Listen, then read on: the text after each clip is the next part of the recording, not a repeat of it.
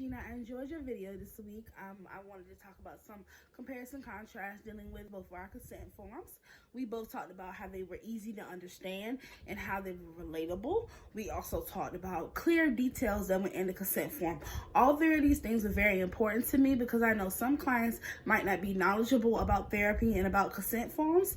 And for them being easy to understand, I feel like it's a great start and a great confidence booster for the client being able to understand the consent form and understand what will be happening throughout them.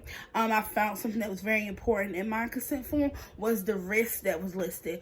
Some people may not be aware of some of the risks that are listed throughout going through a therapy session, but I also posed a question about positive outcomes. Should a counselor list the positive outcomes that will be happening throughout a counselor session? I think that would be very important.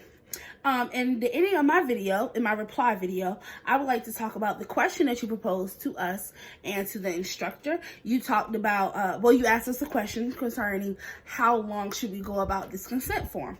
Suggestions I want to start off with would be finding clear points from each section. Maybe you can find a clear point from the purpose of you being here. Maybe you can find a clear point about the rights of the counselor.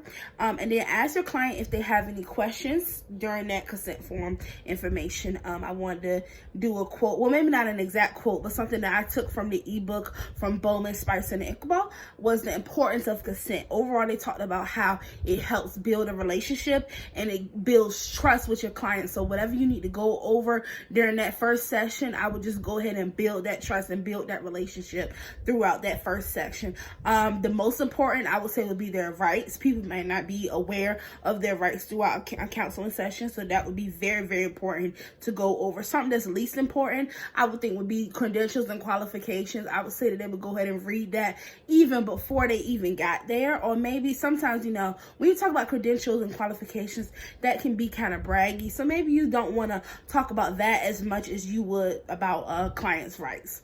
Thank you, Gina. I really did enjoy your video.